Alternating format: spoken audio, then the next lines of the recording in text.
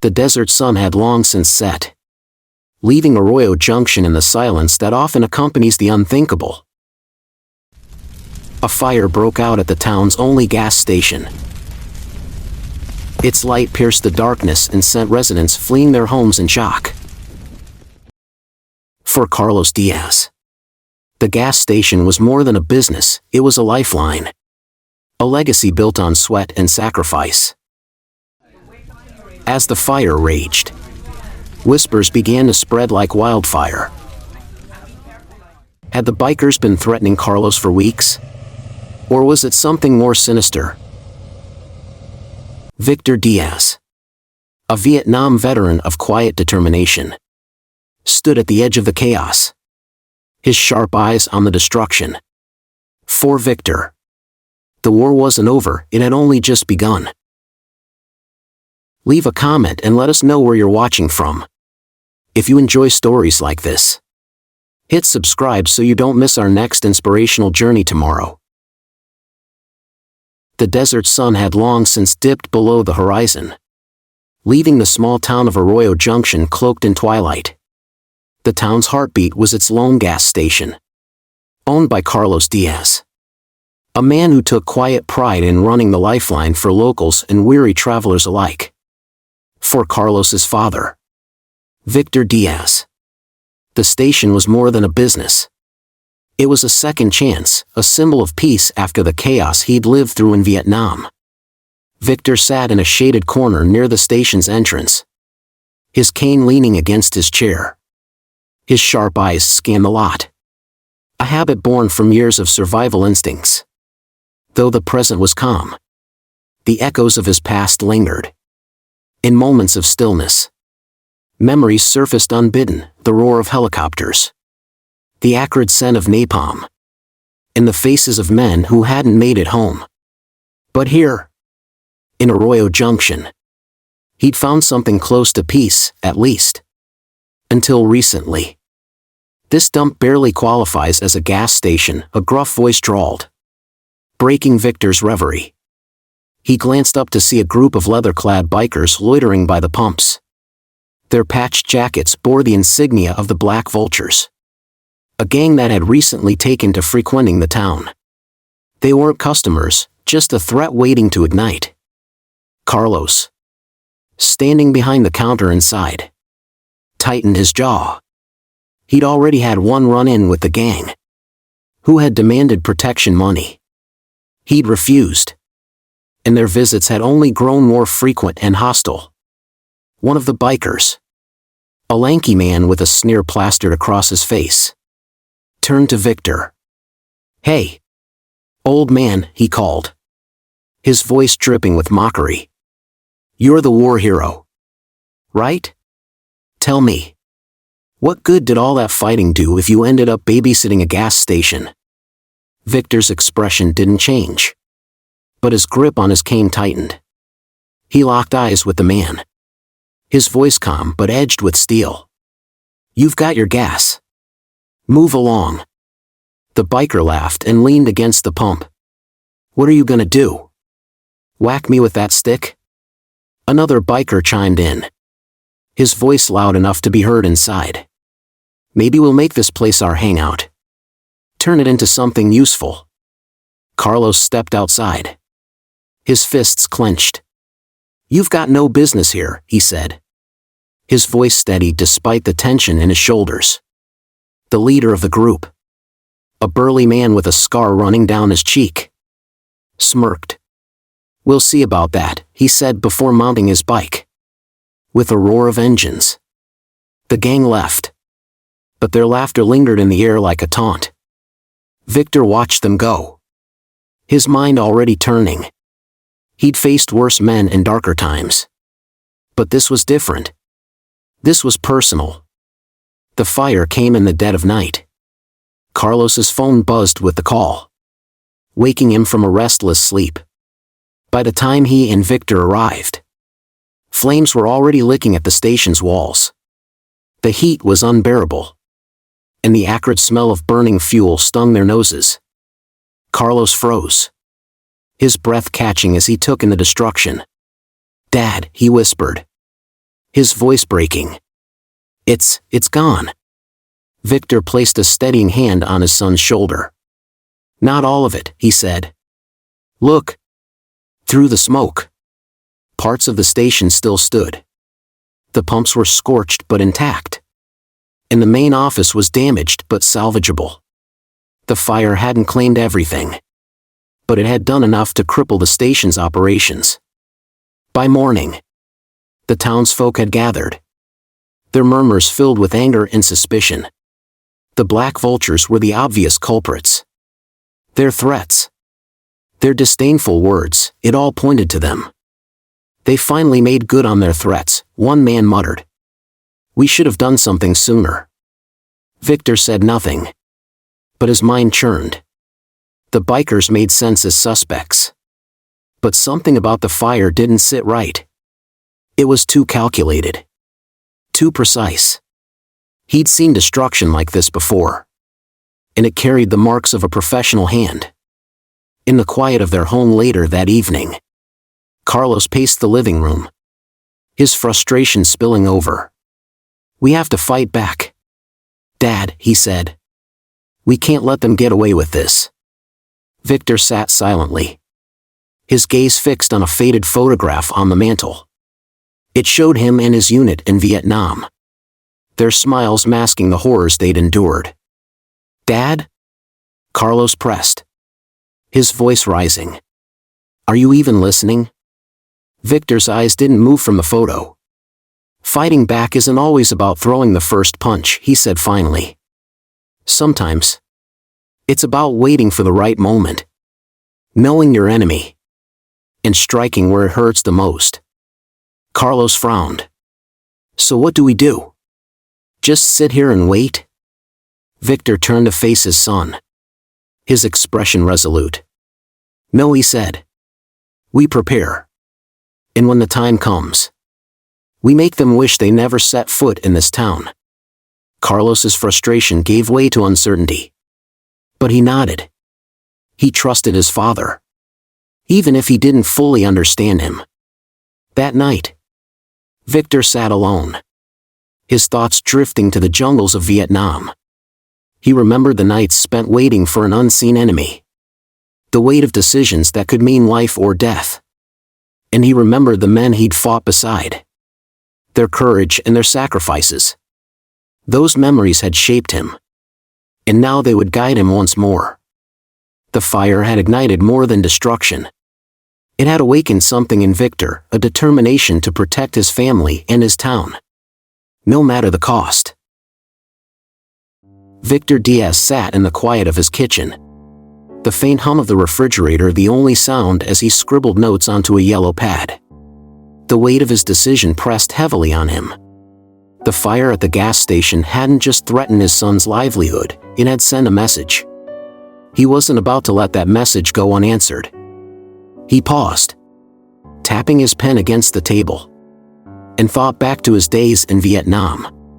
The jungles had taught him how to survive, how to turn the odds in his favor even when the situation seemed impossible. Those lessons, he realized, would serve him well now. "We'll fight smart," he murmured to himself, his resolve hardening. "No one's taking this place from us." By the next morning, Victor had a plan. He placed a series of calls to men and women he hadn't spoken to in years. "Hank." "It's Victor," he said into the receiver, his voice steady but tinged with urgency. "I've got a situation down here, and I could use your expertise." The response on the other end was immediate. "Say no more, Vic. I'll be there." Call after call. The answers were the same. Old comrades, bound by shared experiences and a sense of duty, agreed without hesitation.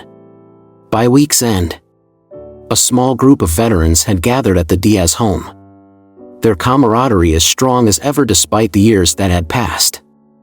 Hank, a demolitions expert with a booming laugh, clapped Victor on the back. "You've got a knack for getting us into tight spots, don't you?" Victor allowed himself a small smile. "You always did like a challenge." Ellen, a sharp-eyed logistics officer, spread a map of the gas station on the table. "First things first," she said, her voice all business. "We fortify this place. If they come back, they're going to regret it." As word spread through Arroyo Junction, the community began to rally around Carlos and the gas station. Neighbors arrived with tools and supplies, ready to help rebuild what the fire had destroyed. For many, the station wasn't just a business, it was a symbol of the town's resilience. "We're not letting some gang run us out," said Mary, the owner of the diner. She handed Carlos a box of nails. "This place matters to all of us." Carlos worked alongside the volunteers, his earlier despair replaced with determination. Seeing the outpouring of support reminded him that he wasn't alone in this fight. And with his father at the helm, he felt a renewed sense of hope. Victor directed the efforts with precision, his experience evident in the way he managed resources and delegated tasks. The veterans worked seamlessly alongside the townsfolk, their expertise elevating the repairs to something more than just rebuilding. By the end of the week, the gas station had begun to transform. Surveillance cameras, carefully concealed, now dotted the property. Motion detectors were installed at key entry points, and floodlights were rigged to activate at the slightest sign of movement. Hank and Ellen oversaw the installation of reinforced barriers around the pumps, turning the station into a near-impenetrable stronghold. "It's not just about protecting the station," Victor explained to Carlos as they reinforced the office door. "It's about sending a message. They need to know we're ready." Carlos nodded, his confidence growing as he watched his father's plan take shape. "You think this will work?" Victor placed a hand on his son's shoulder. "It has to. And we're not done yet." The veterans didn't stop at physical defenses. They began piecing together a clearer picture of the bikers' activities. Ellen, ever the strategist, combed through public records and news clippings, looking for patterns. Hank conducted quiet interviews around town, gathering intel on the bikers' movements and behavior. "They've been leaning on a lot of businesses," Hank reported during an evening meeting at the Diaz home. "But it's not just about money. They're targeting places that matter to the town." Victor nodded, his suspicions deepening. "They're trying to break the community's spirit. If we let them win here, they'll keep pushing." As the final touches were added to the gas station's defenses, Victor stood back and surveyed the work. The station was no longer just a business, it was a symbol of resistance. A line in the sand drawn by a man who'd fought too hard to let it be crossed. Carlos approached, wiping sweat from his brow. "It's starting to feel like we're ready," he said. Victor looked at his son, a rare smile breaking through his usually stoic demeanor. "We are. And when they come, we'll be waiting." Though the days ahead promised challenges, Victor felt a renewed sense of purpose. He'd fought battles before, and he'd fight this one with the same resolve. For his son, for Arroyo Junction, and for the peace he'd worked so hard to find. If you enjoyed this story, please subscribe to our channel, it means so much to us. Now, let's get back to the story. Victor Diaz stood by the kitchen table, poring over a collection of photographs and scribbled notes spread across its surface. His fellow veterans, Hank and Ellen, flanked him, their expressions grave as they discussed their findings. Carlos leaned against the counter, his arms crossed, frustration written across his face. Despite the fortifications and community support, the question that gnawed at them remained unanswered. Who had torched the gas station? "It's gotta be the bikers," Carlos muttered. "They've been breathing down our necks for weeks. We all heard their threats." Ellen shook her head, her sharp eyes scanning a photo of the burnt station. "It's too convenient," she said. "If they wanted to intimidate you, Why burn the place down entirely? They'd lose their leverage. Something doesn't add up.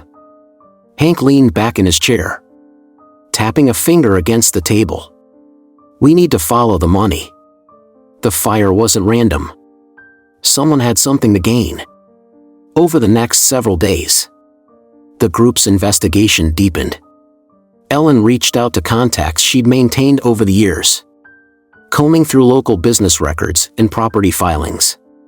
Hank focused on gathering intelligence around town, discreetly speaking with locals who might have noticed unusual activity before the fire. Carlos contributed by reviewing security footage from the surrounding area, hoping to find a clue in the shadows. Their persistence paid off. Ellen uncovered a significant lead: Marcus Steele, the owner of a rival gas station on the outskirts of the neighboring town. Steele had been vocal about his ambitions to expand, and his financial records revealed multiple failed attempts to purchase Carlos's property. "This guy's been gunning for your station for years," Ellen said during one of their nightly meetings. She slid a document across the table. "Look at this. He tried to buy the land twice in the past 5 years. Both times, he was rejected." Victor frowned, scanning the paper. "And he's desperate enough to burn it down," he said. "If the station's out of commission, he takes the customers. And he doesn't even have to dirty his own hands." The veteran's theory gained more traction when Hank spoke with a bartender at a local dive frequented by the Black Vultures. The bikers were set up, the bartender had whispered. "They're loud." "Sure. But they're not arsonists. Somebody's playing them." Armed with this information, Victor and his team began piecing together the bigger picture. Steele had used the biker's reputation to deflect suspicion from himself, banking on the town's fear and anger to shield him from scrutiny. "He's good," Hank admitted, a hint of begrudging respect in his voice. "Dirty, but smart. He's letting the vultures take the fall while he reaps the benefits." Carlos clenched his fists, his frustration boiling over. "So what do we do now? Confront Steele? The bikers? Both?" Victor's gaze was steady. "We gather more proof," he said. "Enough to bring Steele down. And we find a way to let the bikers know they've been used. If we don't handle this carefully, it'll blow up in all our faces." As they moved closer to exposing Steele, tensions in Arroyo Junction continued to escalate. The bikers, still unaware of their innocence in the arson, grew bolder in their confrontations. They circled the station during its repairs, taunting Carlos and the workers with thinly veiled threats. The townsfolk watched anxiously, their faith in Victor and the veterans tempered by fear of retaliation. One afternoon, as Carlos unloaded supplies from a truck, the bikers arrived in force. Their leader, a towering man with a jagged scar on his cheek, dismounted his bike and approached Carlos with a sneer. "You think a little elbow grease is gonna fix this place?" he said, his voice low and menacing. "We told you what would happen if you didn't pay up." Carlos stood his ground, though his hands tightened into fists. Before he could respond, Victor stepped out from behind the truck, his calm presence silencing the tension. "Leave," Victor said simply, his voice steady. "You've done enough damage here." The leader laughed, but there was unease in his eyes. "This isn't over, old man," he said, backing away. "You'll wish you'd stayed out of it." Victor watched them go, his mind racing. The confrontation was a reminder that time was running out. They needed to act before the situation spiraled further out of control. That evening, Ellen returned with a breakthrough. She had uncovered a series of payments from Steele's account to a known arsonist, the transactions thinly veiled as consultation fees. Combined with their other evidence, it was enough to link Steele directly to the fire. "We've got him," Ellen said, triumph in her voice.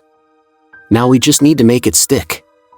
Victor nodded, his resolve firm. We'll make it stick, he said. And we'll make sure everyone knows who's really responsible. With their plan taking shape, the team prepared for the next phase. The truth was within reach.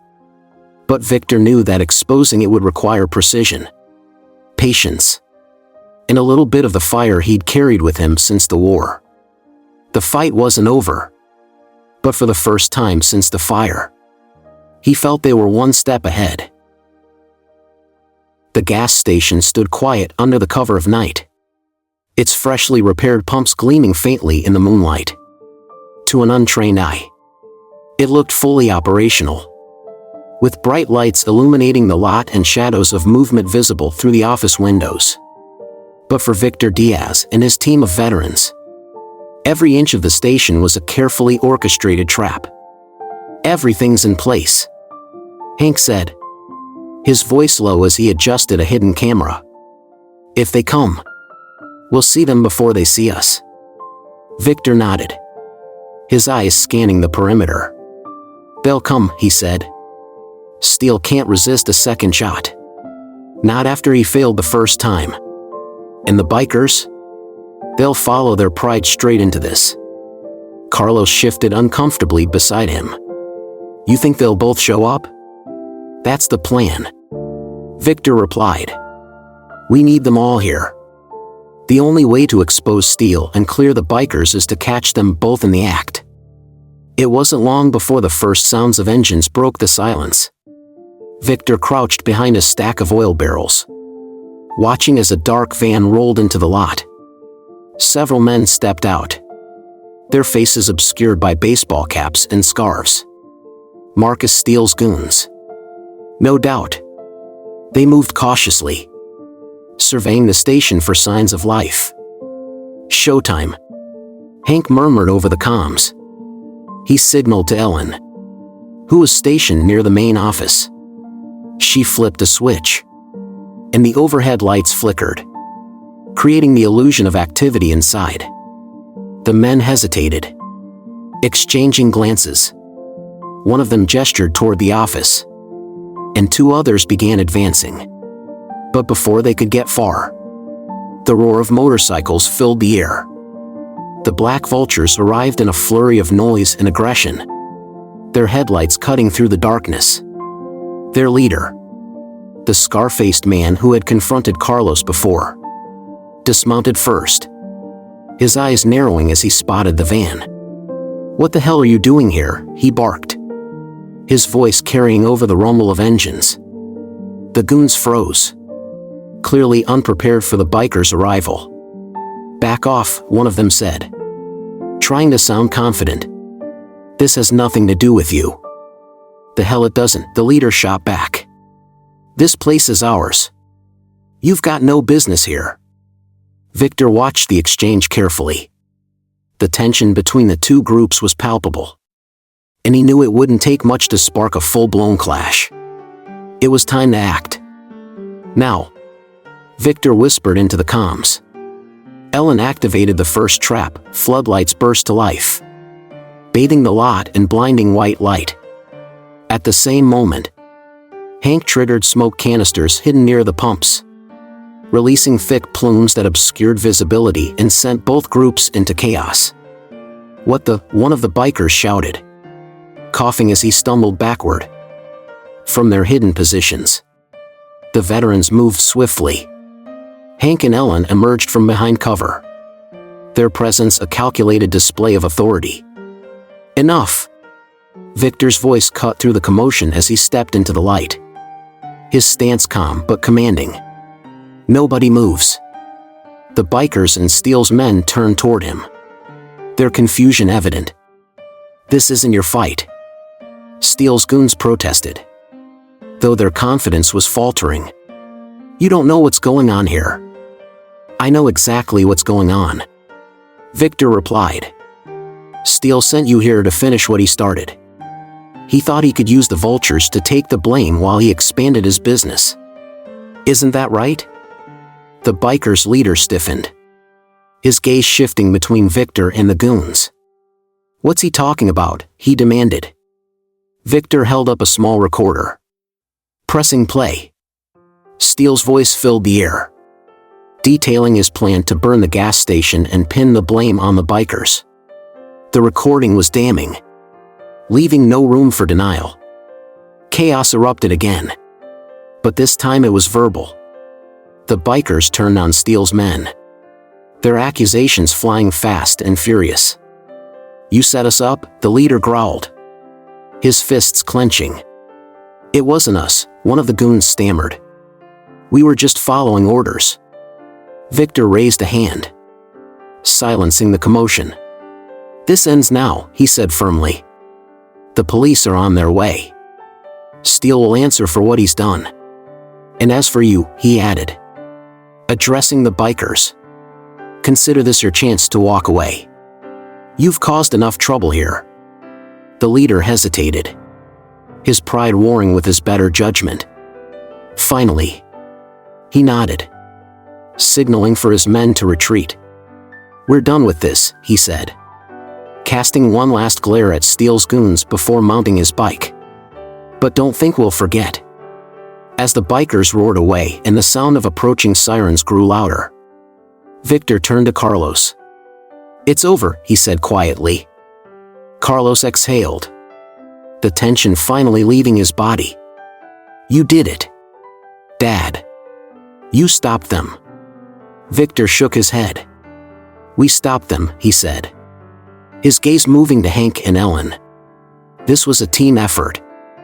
The police arrived moments later, taking Steele's men into custody and collecting the evidence the veterans had painstakingly gathered. Steele's scheme had unraveled, and Arroyo Junction could finally breathe easy. As the sun began to rise, casting a warm glow over the station, Victor allowed himself a rare moment of satisfaction. The fight had been hard, but the victory was worth it. For his son, for the town, and for the peace he'd fought so long to protect. The dust had barely settled at the gas station when Marcus Steele was escorted out of Arroyo Junction in handcuffs. His goons followed, their faces marked with the unmistakable look of defeat. The recordings, the evidence of payments to the arsonist, and the damning testimonies left the authorities with no choice. Justice was swift, and for the first time in weeks, the town felt a sense of closure. The bikers' reputation, though tarnished, began to shift as well. When the truth of Steele's manipulation came to light, the Black Vultures found themselves at a crossroads. Their leader, scar-faced and gruff as ever, approached Victor one morning as he stood surveying the gas station repairs. "We owe you," the leader said begrudgingly. "We didn't know we were being played. Should have figured it out. But, well, we didn't." Victor regarded him silently for a moment before nodding. "If you mean it, prove it," he replied. "Actions speak louder than words." The next day, the bikers showed up with tools in hand. They worked alongside the townsfolk, hauling supplies, hammering boards, and repainting walls. Their presence didn't erase the tension, but it marked the beginning of an unspoken truce. For Arroyo Junction, it was a step toward healing. The gas station's transformation was a community effort, a labor of love that brought everyone together. Mary from the diner organized meals for the workers, while the hardware store owner donated supplies. Teens who had once loitered around the station now pitched in, learning the value of hard work and unity. Under Victor's watchful eye, the repairs took shape, and the station became more than it had been before, a fortified hub that symbolized resilience and renewal. As the final touches were made, Carlos stood back, a sense of pride swelling in his chest. "It's stronger than ever," he said, his voice tinged with awe. "That's because it's built on more than bricks and mortar," Victor replied. "It's built on the people who care about this town." Carlos glanced at his father, a question lingering in his eyes. "And you?" What about you? What do you take from all this? Victor's gaze drifted toward the horizon. His mind tugged back to a different time. The jungles of Vietnam. The missions that had seemed impossible. And the men he'd led through it all. He saw their faces clearly now. Their courage and their sacrifices etched into his memory. This fight, though different, had stirred the same sense of purpose within him. It's not about the fight, Victor said finally. It's about protecting what matters. Back then, it was my brothers in arms. Now, it's you. It's this town. That doesn't change. No matter how much time passes. Carlos nodded, his respect for his father deepening. I get it, he said. And I promise, I'll honor that. I'll keep this place running. And I'll make sure it stays what you helped make it, a place worth fighting for. The gas station's reopening was a celebration that brought the entire town together. The pumps gleamed under the midday sun. The newly painted walls stood tall. And the faint smell of fresh asphalt lingered in the air. Victor watched from a quiet corner as customers trickled in. Their smiles a testament to what had been accomplished. Hank and Ellen joined him. Their faces lit with satisfaction. Not bad for a bunch of old-timers. Huh? Hank joked, clapping Victor on the back. Victor chuckled, his eyes still on the bustling station. Not bad at all, he agreed. As the festivities wound down and the sun dipped lower in the sky, Victor found himself standing alone by the edge of the lot. The fight was over. And for the first time in a long while, he felt a deep sense of peace. He'd fought battles in jungles and deserts. But this one, for his son, his town, and his sense of purpose, had been just as meaningful. And as he looked toward the future, he knew that the legacy he'd built would endure. Victor's leadership and the community's strength brought justice to Arroyo Junction. What do you think is the key to overcoming challenges like these? Let us know your perspective in the comments section and join the discussion. Thanks for watching, and see you in the next video.